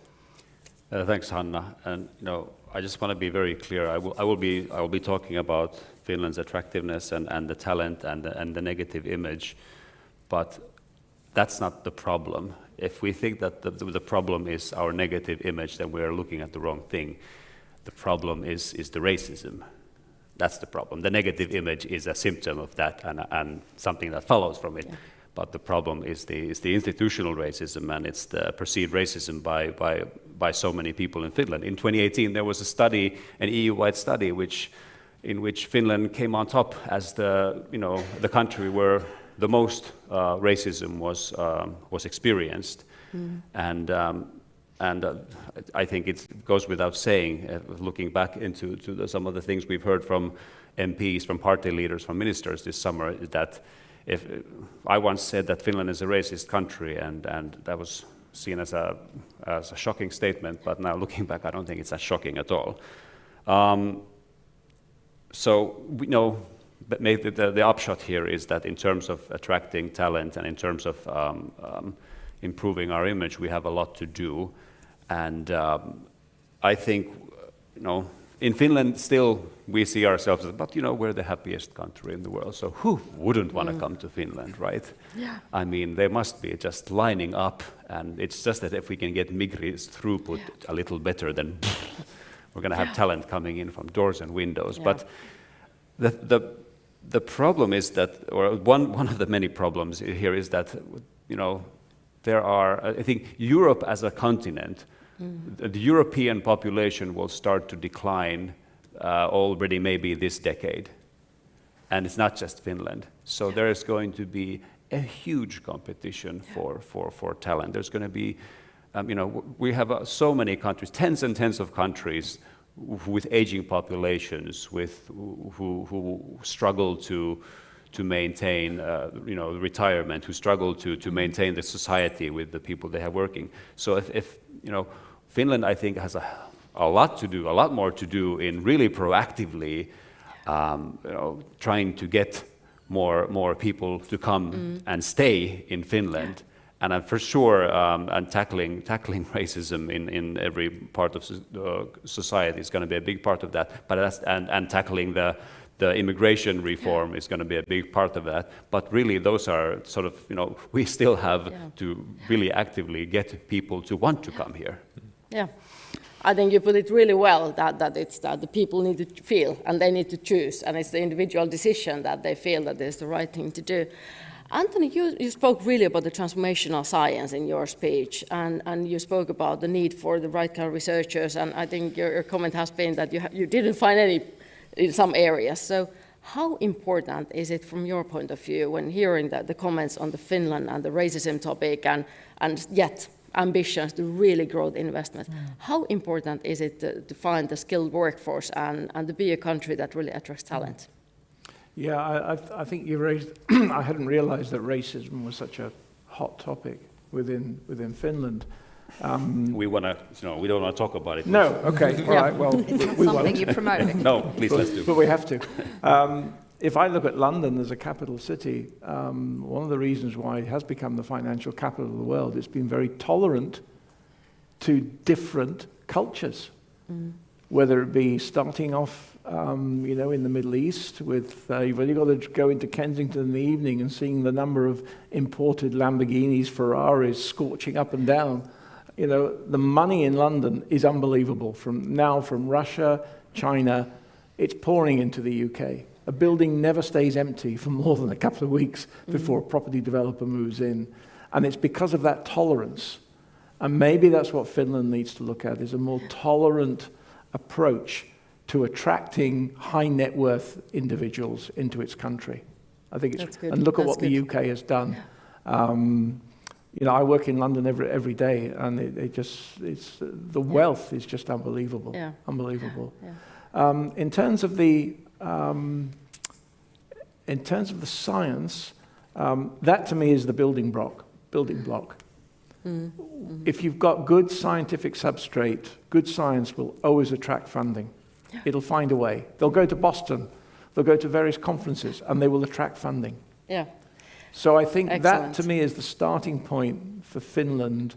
If you're really serious about healthcare, do a real root and branch review of your academic institutions. Understand where you are, where you want to go, and what type of talent do you need to attract. Because I think you could end up with a drain of talent going to other countries. Yeah. I mean, Paris, for example, I was in Paris this year doing a similar session to this. 30% of postdocs in Paris do not speak French. Do not speak French. That's Go to a good Heidelberg. reference point, I think. The language you will hear is not German, it's English. Yeah, exactly. Finns have probably the best spoken English of any country, I would say. They're very mobile, therefore. I think that this is actually brilliant to say. So what we should definitely do is to have a strong vision where we want to go, be serious, and really go through what is actually the reality of today, and then set the ambition and have the tolerance. So really well packaged and scientific diversity. It's possible. Scientific in your culture, diversity is critical. Yeah. Cambridge, Boston, Oxford, all have this scientific diversity. Yeah, exactly. And we know diversity drives results in many ways. Thank you very much, Anthony. Thank you. Now I'm heading to my last question before I will actually open it up for you, dear audience, so that you can be ready for thinking already. I know you have tons of questions, but I wanted to end my questions actually on a higher note. And Oktay, I wanted to actually ask you, because speaking about the higher note, so DHL Express has been actually winning in the global Great Place to Work competition for, I think, third year in a row. And there is some secret sauce that you have found in how can you actually really attract and retain talent. So would you please share a little bit of your learnings, how you do it? Well, I don't think there is a secret source. I don't want to disappoint you, but it's all about the basics. To start with, we are an international company, so for us it's quite natural to have people of different religious cultures, languages, being part of our network, and diversity, inclusion, being international is all part of our everyday work, and that's extremely important. And we emphasize on, even though people are like our most important asset, we have hundreds of planes and tens of thousands of vehicles and thousands of facilities, but still we need people to move that machinery around and deliver the packages and provide that excellent service. So we need to take care of our people. And in that sense, we have several programs. We have programs on diversity, inclusion, people being welcomed, feeling as a family in one company. There is a very advanced training programs, and also we maintain a good stand and let's say focus on health and well-being, and anything that the people will feel welcome and included in the company. I think it's all about the basics, and also applies for countries. If you feel welcome, you feel appreciated, and you feel proud of what you do, of course you will give more from yourself. And I think this is the mindset that we need in Finland as well. Wonderful answer, and I think that was a bit of a secret sauce. So it's really kind of doing the things right and the inclusion in there. So thank you very much for all the panelists for this part of the panel, and now we're going to go into the part where actually you, dear audience, both here in the room and I think online as well, have a chance to ask questions. And as Alexandra started at the beginning of the day, we here at Amcham love connecting with people, we love networking. So when you ask your question, please say who you are, from which company you are, and then let's get going. So who wants to give it a go? Hands up. Here in the front row. I think you were the fastest. Please, there is a mic for you. And please also say if you want to direct a question to somebody in the panel. My name is Ted Apter. I'm from Suomen Ekonomi. It's on. Okay, it's on. Ted Apter, Suomen Ekonomi Industrial Special Advisor in Policy Matters. Jussi, Katri, Hanna, you set the scene for talent already. In 7 years, we're going to live in 2030, and Korn Ferry estimates that by then there's going to be a labor shortage globally of 85 million people. And they estimate also that that's going to mean a lack of $8.5 trillion in annual revenues. And because of this, Germany, Poland, Italy, other EU countries are changing ship or doubling down on work-related migration. And my question is related to what Katri also mentioned already, the 3-month rule, but more generally also the government program with its policies. How can we encourage individual companies to take a stance and voice their concerns related to these matters, partially because there's an economic downturn now and it's going to be like a different discussion, but also partially just to get the companies to be more involved in this discussion, because without that, I think it's going to be really hard to change things that are written in the government program. Excellent, thank you very much. I think Katri, please. Yeah. Well, I've never heard about anyone who's been successful with turning in instead of stepping out. So whether it comes to business life or to politics, and we are lacking the labor force even today. And of course, I come from the most northern part of Finland. The teachers, the nurses, they can choose even today to go to work to Sweden or to Norway if the salary is higher. The researchers in next step. So in that sense, although the goal is good and the written part is very well done in several of the government programs, but then if you do actions that doesn't support the goal that you said, we are going to be in a more problematic situation after a few years. And then I'd like to lift up one thing. There is an old rule in politics that it is how it looks, it is. It's really hard to say what is the reason why people vote for someone. If there is an image that Finland or the government or region or something is not tolerant or diverse, I'm not sure it is really attractive. So the thing is that you really need to get best out of it, and the only way is to have the tolerance and the diversity to build up instead of closing down. Yeah. Thank you very much, Katja. I think that was an excellent answer and really good question in many ways. Who wants to be the next one? Is there? Yes, over to you. Thank you, first of all. Very good discussion, lots of food for thoughts, as Anthony was mentioning earlier. We're talking about... Can you please say who you are? And oh, sorry. My name is Keitaanniemi from OP Financial Group, OP Corporate Bank. So my question would be, you've been talking about the... Jussi was mentioning about the startup community that is vital here in Finland, which is good, of course. We've been talking about research and innovations at the universities that are at the good level. It seems difficult to commercialize those innovations, and Jussi was mentioning about the bridge that is missing there. So I would like to ask from governmental perspective and business perspective, what would be the medicine or the cure for that? How would we build the bridge to that to commercialize the innovations and of course attract investments? Yeah, thank you very much. And so maybe, Stefan, you rose your hand first. Do you want to start and then maybe comment from Jussi and even from Katri? So let's be brief in comments. Well, great, thanks.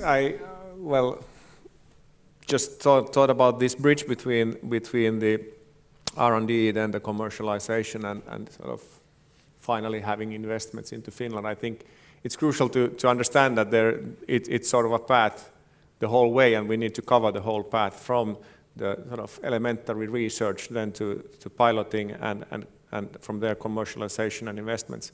And I think also that when we look on public investments into R&D, the aim of all of those investments has to be that the payback comes from investments, that the R&D sort of funding which is public, sort of the return is actually when we have an investment into Finland. And therefore it's so crucial that part of this discussion on R&D also includes the sort of attractiveness for investments in the Finnish society, including all the measures I already mentioned. So. Very good comment. Okay. Add just briefly, learn from the best. What I've understood compared to for the Netherlands or Denmark or even Israel, which has built, institutionalized it, that there is the research, there is the business, and then there is the politics that support it. So if there is the tradition and institution on it, then something new will probably end up out of it. Very good. Jussi, do you want to comment on that? Yeah, well, just quickly that, there's a couple of like pipelines. One is the sort of research, then R&D for someone like KONE or UPM, and then like a monetization or productization, and then, you go to market.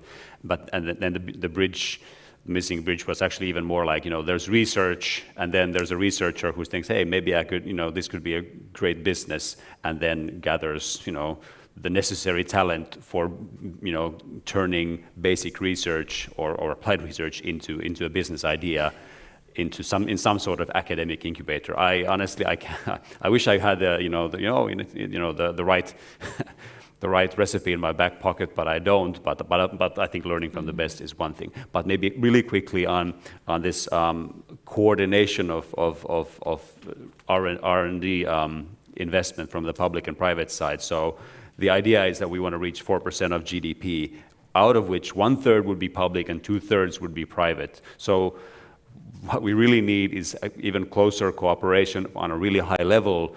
There's this Research and Innovation Council, which I think, and there was just now a comment in Helsingin Sanomat from Milka Paanen and Jussi Pesonen and who was the third one? Christine.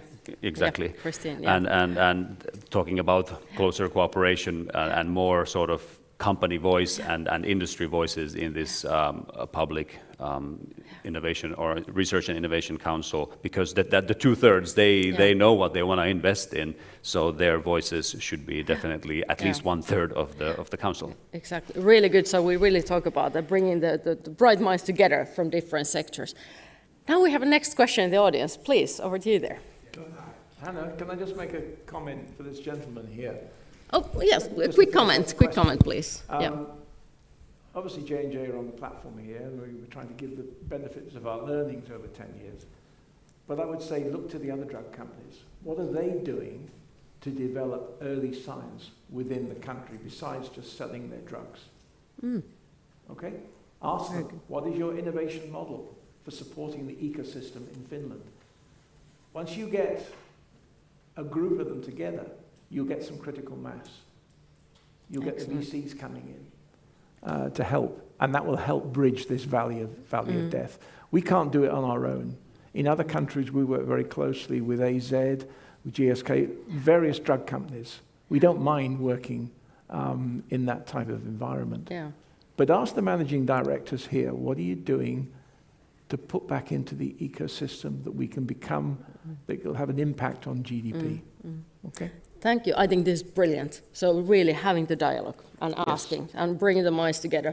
Thank you very much, Anthony. Great add-on. Now, please, and again, let's start by who you are, from which company. Reggie Rusan from E-Systems, but worked for KONE for 15 years as the global head of IT operations. So we've met a long time ago, but great. More comments and a challenge. I would say that Finland's best companies like KONE are taking advantage of lots of international experience that comes in from abroad. But one of the things that you're not doing is telling the story and helping us change the attitude about internationals in Finland. And will you please do that? I would have expected the government to do that, but they don't. And so now the corporations need to do it. I usually give statistics after leaving KONE. I started my own business. I was an entrepreneur. There's over 10,000 immigrant entrepreneurs in Finland, representing 3.5 billion to GDP every year, and it's never told. Wonderful comment, storytelling, telling not only, and yes. Telling the story. So who wants to comment on that? I can shortly say yes. Please. Yes, we will. Yeah, there's more to be done.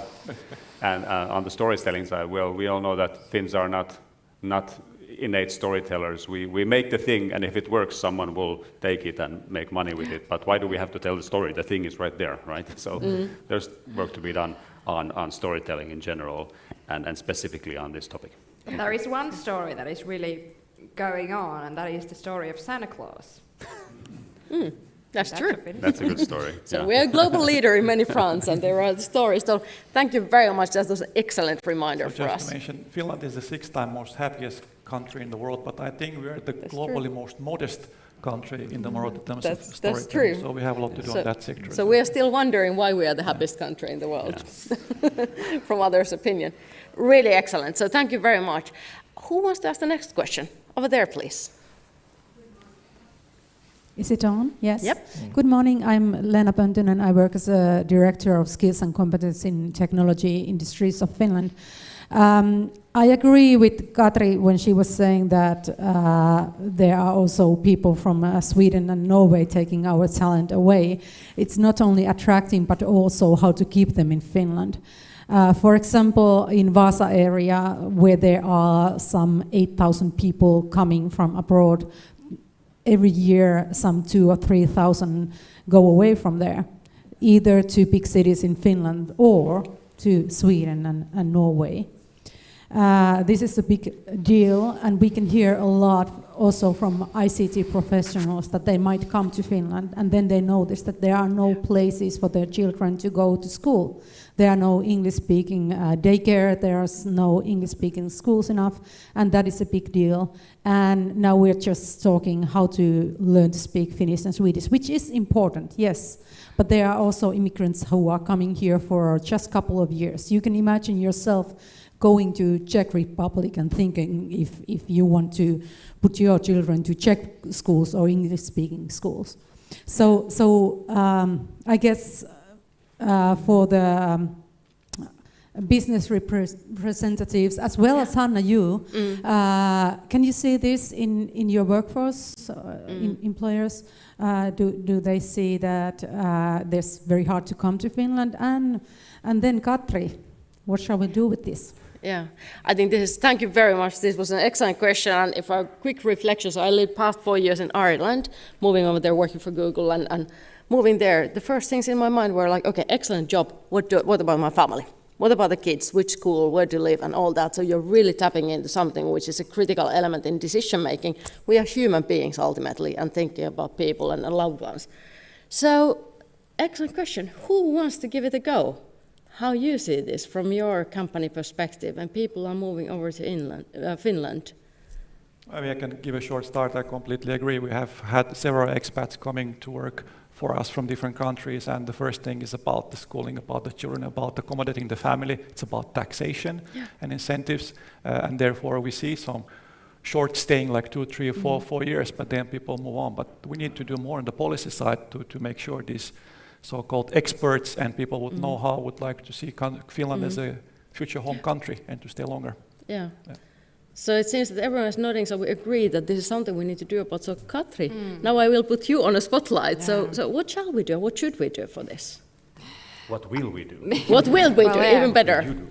Until the economy isn't as a high point as in Denmark or Norway or Sweden, what we can do in the meanwhile, of course, we try to build it up, hopefully. But then I'd say the services. If you have a daycare or if you have a job that the leading of the job position is attractive, that the overall services work well, it is something that is considered, because of course then we know that the tradition and the systems are a bit different in some parts of Europe, where the daycare system is very expensive, or the schooling systems you have fees that we don't have. So in the meanwhile, while the salaries isn't that high as in Sweden and Norway, we need to make sure that the services and the quality of life is something that we can attract. May I ask, because I think that you mentioned, Lena, well, the English-speaking daycare, English-speaking schooling system and the path. Is there any specific angle on that? I think it's problematic, especially in the capital area. But the city of Helsinki does 300 million of surplus every year, so it is a question that should be concentrated also for the city. Yeah. But it is a question, especially here. Very good. Thank you very much. Excellent point, and I think that and well responded. We still have time for some other questions over there. Thank you. Sarela, specialist for innovation policy at TEC, the Professional Society for Engineers and Architects. Thank you, Anthony, for commenting on this, how many people in the medical field don't have the sort of eye for looking at transformative research. I've actually seen the same story come out in many different fields in Finland. And to give an example, I have a friend who works in AI and who transferred to working for a Swedish company, and they were surprised that the Swedish company started immediately going to a customer and talking with the customer to getting an understanding what the customer needs, even though they didn't have a clue about what their product or offering would be. They just were confident that they will have one once they go through the cycle, whereas the Finns would first start developing the product and other things and then go to a market with something that they thought was the problem, but perhaps wasn't. And so the question is, I think there's a common thread here, which is that a lot of people seem to think that they know the problem, whereas the problem is out there, and understanding the right problem is a bigger part of the sort of process than people realize. How do you make the shift in the mindset in people so that as a society we could have more people going for understanding the right problem first and then doing the solution? Excellent. Anthony, over. Yeah, well, I mean, we see it all the time. What we encourage, certainly on the scientific side, is for professors and their postdoc teams, come and talk to us early. And we can give you some guidance, if you like, free consultancy, of how we think your technologies would be suitable for the future, and potentially how you should go about developing them. So I think that interaction with companies like ourselves or other drug companies, they're very willing to do it. I suppose the question you've got in Finland is, do you have enough drug companies that can do that, that can offer that free advice? Because much of the science that we look at may not be ready for another 2 or 3 years. It needs that gestation period before it reaches an inflection point that we think is attractive. So I would say that's, come and talk to us, we'll tell you, we'll give you the benefit. All the drug companies have got some brilliant people, really good in their fields, and they can tell you what's going on, not just within Finland, but they can tell you globally.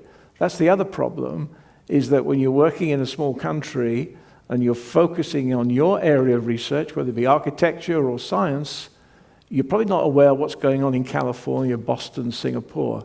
We are fully aware, because our intel, we use AI, all sorts of sophisticated tools now to track down science. It's really, we've gone from one-on-one discussions to using some pretty good, I would say, AI tools with proprietary algorithms which can filter out appropriate science. And we can put in, say, like, look at the situation that's happened in Denmark recently with Novo, with semaglutide, which is a GLP hormone it targets the GLP hormone peptide within the pathway of blood sugar control or weight loss. We could search the globe for other similar technologies now. That's the power that we use through AI and our knowledge of what's going out in the world. Very good. I think, and you've seen the benefits for Novo and the government there. They've managed to control inflation. They haven't had to increase interest rates. Were they lucky? To a certain extent, yes. But I think it was a well-recognized target in that disease area. So I think that is a potential model for a similar-sized country to yourself. Okay. Thank you so much. I think that this was actually coming back to the topic we discussed earlier about really building the bridge, connecting with the community or the right people around you, and really having that reflection as early as possible. So thank you for excellent question. How do we really shift the mindset, and what are the practical things, so that how could we do, but actually how will we do it, like Jussi well said. Hannah, can I make one other comment? This is the 3rd meeting in the series that Amcham have put on. Okay. What's come out of the previous 2? Brilliant. All right? Brilliant. What will come out of this one? Yes. What is the call to action from this meeting? Or are we all going to rock up next year, exactly. September, talking about the same topic? Yeah. And we've only got 3 years of government left this time next year. Yeah. Thank you very much, because this is actually, I think, from this panel conversation, the great challenge that I would like to give back to all of you. What will you do based on the conversation that we have just heard happening here, and reflecting that, so the learnings, the insights, brilliant commentary. What will you do in your own role, on your own organization, on your own business? What will you do differently, so that we can follow up in the next meeting that we will have? We will come back with stories that this is actually what we did. Now, dear panelists, it's time to say sincere and warm thank you. This has been an excellent conversation, very insightful, challenging, and you took the challenge also of responding to very complex questions and thinking through that, what we can learn, but what we actually should do and what we will do. So thank you very much, and thank you, audience. Excellent work from you as well, so thank you. And now it's my pleasure to give it back to you, over to Alexandra. So panelists, Thank you. Thank you, very Hanna. much. You guys can stay. Don't worry. Stay, sit. It's all Okay, right. that's good. Hanna, you can All right. stay with me. All right. A warm thank you to all of you. And, that is, Anthony, that is exactly what Amcham is here for, is for our working groups, for our public-private engagement. I think we've all come a long way in making sure that the importance of FDI is seen in the government program. Now it's all about execution. We have a lot of things that we want to see that are in the government program executed. And then there are some things that we really have concerns about. And one of those was raised on this panel today, and I think in many of my conversations with all of you, which is the situation in Finland with immigration and talent, and ensuring that there is a strong link and that our decision makers understand the link between international talent, our ability to bring it in, attract it, and retain it, and grow FDI. So those of you who want to follow up on that part of our discussion, October 10th, we have our Closing Doors or Opening Opportunities, Decoding Finland's Strategy for International Talent, co-hosted with Epicenter at our office. Please do check that out on our website. I will just do this so you can see some of the upcoming events that we have. In the meantime, a warm thank you also to all of our partners who made this happen, to OP Yrityspankki, Janssen, Johnson & Johnson, Borenius, DHL Express, and Suomen Ekonomit. Could not have done this without you. And we are grateful for that, and we are grateful for your ongoing support of the FDI agenda. And speaking of gratitude, one of the things I also wanted to highlight to all of you, because it is one of my favorite nights of the year, is Amcham's annual Thanksgiving celebration. We host an annual charitable Thanksgiving celebration, raising money for Ronald McDonald House. It is our opportunity to say thank you to the decision makers in this country for the things you are doing for foreign direct investment and transatlantic trade. And it's also our opportunity to have a little bit of fun together over these important topics. So stay tuned for that. Please do buy tickets. All proceeds go to support Ronald McDonald House. So we really want to see a full house for them. But before we have that meal, we've got this meal coming up. So I will say thank you for tuning in to everyone online and who followed this discussion virtually. Really love that you guys signed in to attend. And then to everyone in this room, we will be continuing our discussion over a delicious lunch, which will be on the first floor. We'll take the elevators out. My colleagues Katie and Maki will be there to lead everyone there. And without further ado, I'd like to say, let's keep the conversation going. Thanks so much, everyone. Thank you.